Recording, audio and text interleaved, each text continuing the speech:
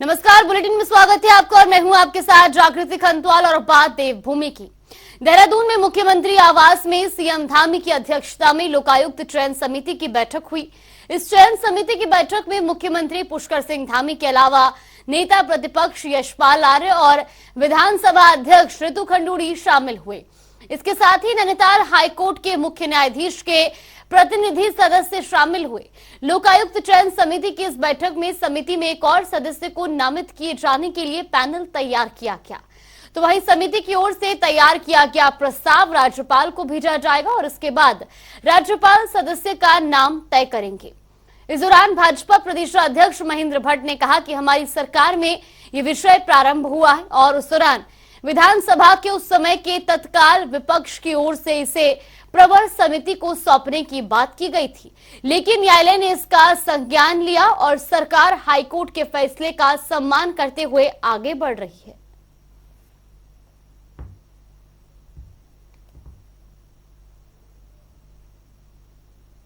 निश्चित रूप से, क्योंकि लोक आयुक्त का विषय हमारी सरकार में प्रारंभ हुआ है और जब विधानसभा विषय गया तो उस समय के तत्काल विपक्ष द्वारा इसको एक प्रवर समिति को सौंपने की बात की गई थी। प्रवर समिति का अपना कार्य है, लेकिन न्यायालय ने इस विषय को संज्ञान लिया है और सरकार न्यायालय के सारे विषयों का सम्मान करते हुए उसको आगे बढ़ाएगी। देहरादून में महिला आरक्षण विधेयक पास होने के बाद लोकसभा और राज्यसभा में महिलाओं के लिए 1/3 सीटें आरक्षित की जाएंगी। तो वहीं महिला आरक्षण बिल को लेकर प्रदेशाध्यक्ष महेंद्र भट्ट ने कहा कि प्रधानमंत्री नरेंद्र मोदी के नेतृत्व में महिलाओं को सम्मान देने का काम किया गया है। इसके साथ ही उन्होंने प्रधानमंत्री नरेंद्र मोदी और 2024 के लोकसभा चुनाव को लेकर हमारे संवाददाता से खास बातचीत की। क्या कुछ उन्होंने कहा वो भी आपको सुनवाते हैं। प्रदेश अध्यक्ष महेंद्र भट्ट जी हमारे साथ मौजूद हैं, उनसे तमाम विषयों पर चर्चा करेंगे। सर, स्वागत है जनता टीवी में। पहली बात तो सर, जो महिला आरक्षण बिल पास हुआ है, किस तरीके से सर देख रहे हैं आप? देखिए, महिला आरक्षण बिल केवल चर्चा में होता था जिनकी सरकारें पूर्व में रही है। मोदी जी वो शख्स हैं जिन्होंने मातृशक्ति को सम्मान दिया, जिसकी लंबे समय से अपेक्षाएं थी। आज मातृशक्ति हर क्षेत्र में, सेना के क्षेत्र में, हर प्रकार के उद्यम के क्षेत्र में, इसलिए उनको सम्मान देने का जो महत्वपूर्ण कार्य देश के प्रधानमंत्री के केवल मोदी जैसे व्यक्ति ही कर सकते थे। आज अब बहनें देश के कानून निर्माण में भी अपना योगदान देंगी। बहुत बड़ा पक्ष है और उत्तराखंड देवभूमि है। इस राज्य का गठन ही मातृ शक्ति के आंदोलन से हुआ है और 23 बहनें जब हमारी विधायक बनकर आएंगी तो इस राज्य के समग्र विकास में, यहाँ की योजना बनाने में उनका जो योगदान होगा वो अपना में भविष्य के अंदर मील का पत्थर साबित होगा। अध्यक्ष जी, प्रधानमंत्री जी का भी दौरा लगने वाला है उत्तराखंड में, क्या कुछ तैयारी रही? आप कुमाऊं के दौरे से भी आए हैं, किस तरीके की तैयारी रहेगी?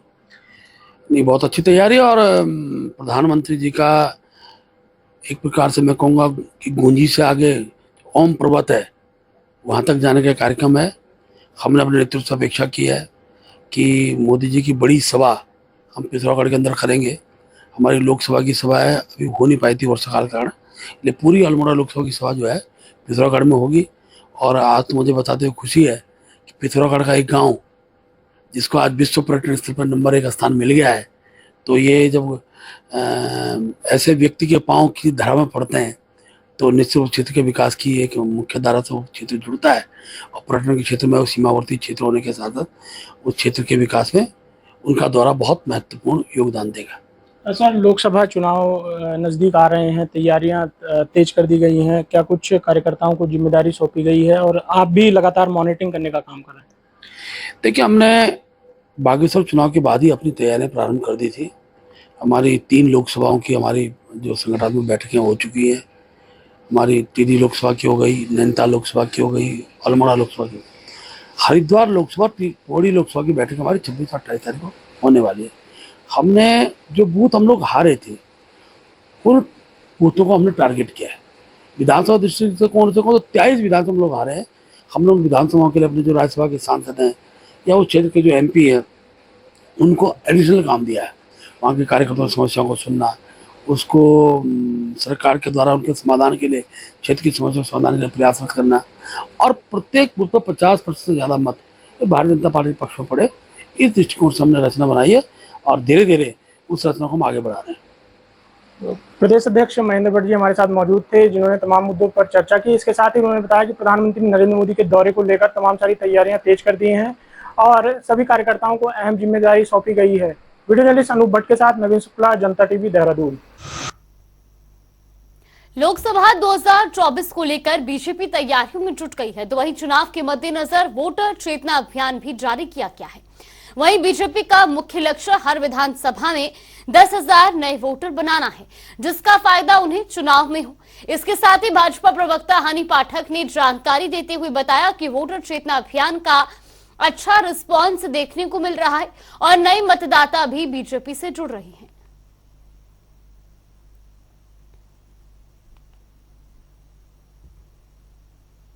देखिए, उसमें अच्छा रिस्पांस मिल रहा है और काफ़ी मतदाता जुड़ते जा रहे हैं और भी जुड़ते चले जाएंगे, क्योंकि हमसे जनता पूरी तरीके से संतुष्ट है और जनता हमें अपना आशीर्वाद बराबर दिए जा रही है।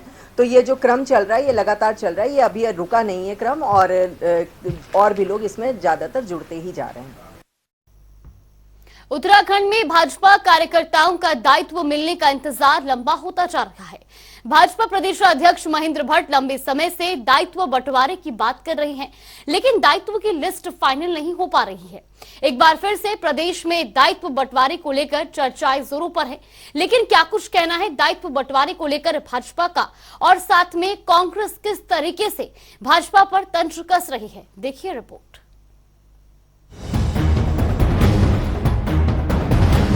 उत्तराखंड में भाजपा कार्यकर्ताओं का दायित्व बंटवारे का इंतजार लगातार बढ़ता ही जा रहा है। ऐसे में कहा जा सकता है कि बीजेपी की तरफ से जहां लगातार समय समय पर यही बयान सामने आते रहे कि जल्दी दायित्व बंटवारे कर दिए जाएंगे, लेकिन अभी तक ऐसा हो नहीं पाया, जिसे कहा जा सकता है कि भाजपा नेताओं के इंतजार की सीमा भी अब जवाब देने लग गई है। लेकिन भाजपा प्रदेश अध्यक्ष महेंद्र भट्ट का कहना है कि श्रद्धा पक्ष से पहले दायित्व बंटवारे को लेकर लिस्ट जारी हो जाएगी। देखिए, ऐसा है कि माननीय मुख्यमंत्री से हमारी बातचीत हो चुकी है, बहुत जल्दी खुशखबरी मिलने वाली है। बीजेपी प्रदेश अध्यक्ष महेंद्र भट्ट जहां लगातार यही बयान देते हुए नजर आए हैं कि जल्द ही दायित्वों का बंटवारा हो जाएगा, वहीं बीजेपी कार्यकर्ताओं की उम्मीद उनके बयान से जाग तो जाती है, लेकिन समय बीतने के साथ ही फिर उम्मीदें धूमिल होने लग जाती है। लेकिन कांग्रेस का कहना है कि बीजेपी के भीतर बड़ा अंतर्द्वंद चल रहा है, जिस वजह से बीजेपी ना तो दायित्व बांट पा रही है और ना ही मंत्रिमंडल का विस्तार कर पा रही है। भारतीय जनता पार्टी के अंदर जबरदस्त सिरफुटबल है और वो तय नहीं कर पा रहे हैं कि किसको दायित्व दें, किसको नहीं दें। एक अनार 100 बीमार की स्थिति उनके यहाँ है, और जब वो मंत्रिपरिषद में 2/3 बहुमत होने के बाद भी 4 मंत्री नियुक्त नहीं कर पा रहे हैं। 3 मंत्री तो पहले से नियुक्त थे। चंदन रामदास जी की डेथ को भी 6 महीने से ज़्यादा हो रहा है, चुनाव भी हो गया है, उनके स्थान पर भी किसी की नियुक्ति नहीं की। आप देखिए क्या स्थिति है भाजपा की। कुल मिलाकर देखें तो बीजेपी प्रदेश अध्यक्ष महेंद्र भट्ट जहां श्रद्धा पक्ष से पहले दायित्व बंटवारे की बात कर रहे हैं, ऐसे में देखना यही होगा कि क्या वास्तव में श्रद्धा पक्ष से पहले भाजपा नेताओं की मन की मुराद पूरी हो जाएगी या फिर इंतजार और लंबा होगा। देहरादून से नवीन शुक्ला की रिपोर्ट।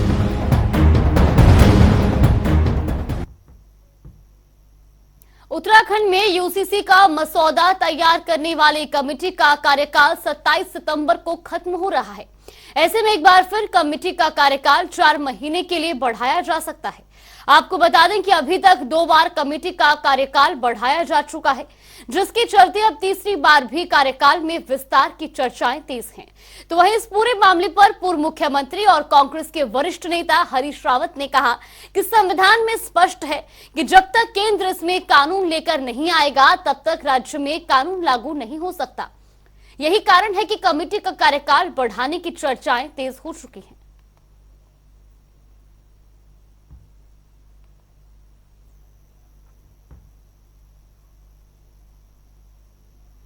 कनाडा की ओर से खालिस्तानी आतंकवादियों को समर्थन मिलने और इस वजह से हुई स्थिति को लेकर कल की पीठाधीश्वर आचार्य प्रमोद कृष्णन ने अपनी प्रतिक्रिया दी है।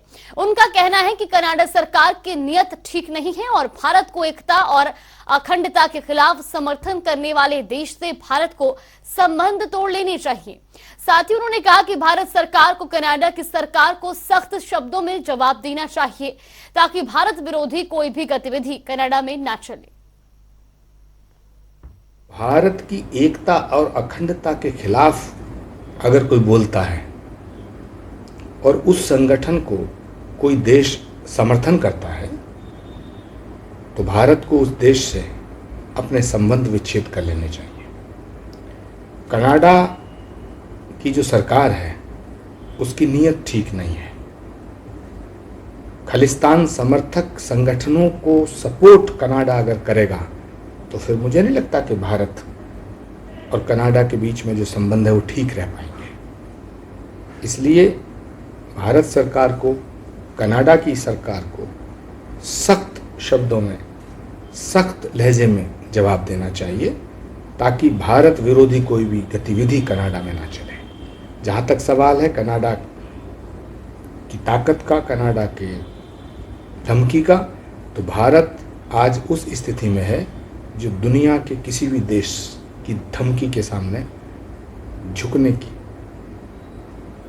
झुकने या किसी देश की गलत बात को मानने के लिए भारत तैयार नहीं है। हरिद्वार के शहर और आसपास के इलाकों में डेंगू और अन्य वायरल बीमारियों का प्रकोप बढ़ रहा है, जिसके चलते लोग गंभीर हालत में अस्पताल पहुंचकर अपना इलाज करा रहे हैं। ऐसे में नगर निगम की ओर से सफाई कर्मियों के लिए स्वास्थ्य शिविर का आयोजन किया गया और सफाई कर्मी इन बीमारियों की चपेट में ना आए, इसको लेकर नगर आयुक्त को स्वास्थ्य कैंप के लिए ज्ञापन दिया गया।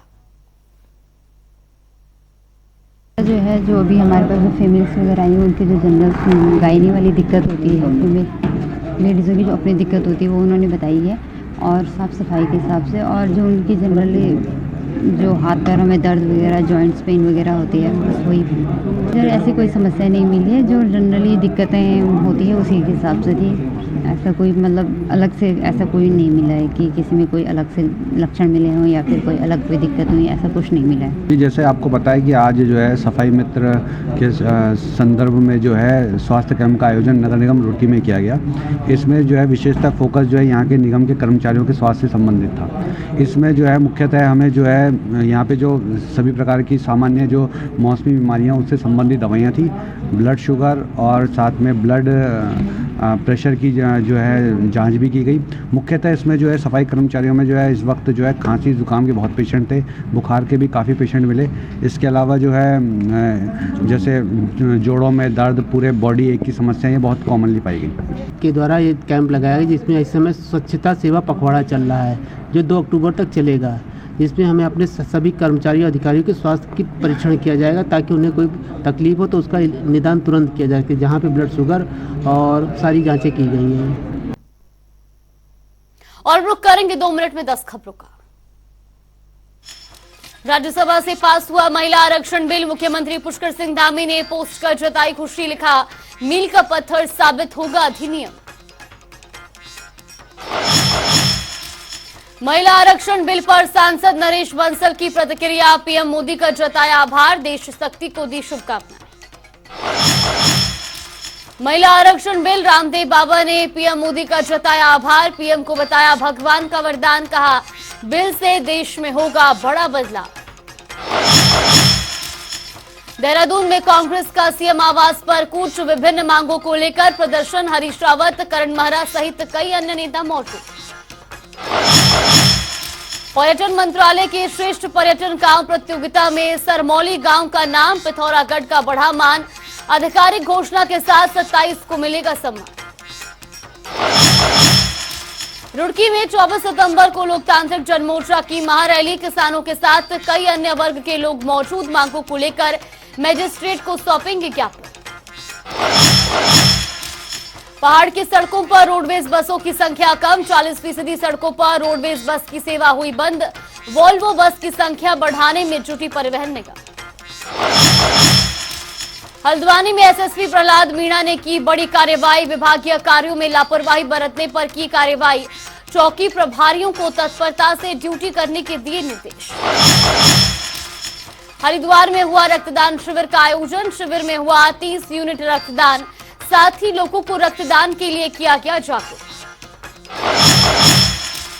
हल्द्वानी में लगभग 1 करोड़ की स्मैक के साथ तस्कर का पर्दाफाश, साथ ही 3 बड़े स्मैक तस्करों की नशे की बड़ी खेप के साथ किया गया गिरफ्तार। चलिए देवभूमि की खबरों में फिलहाल के लिए बस इतना ही। यहाँ पे रुकते एक छोटे से ब्रेक के लिए।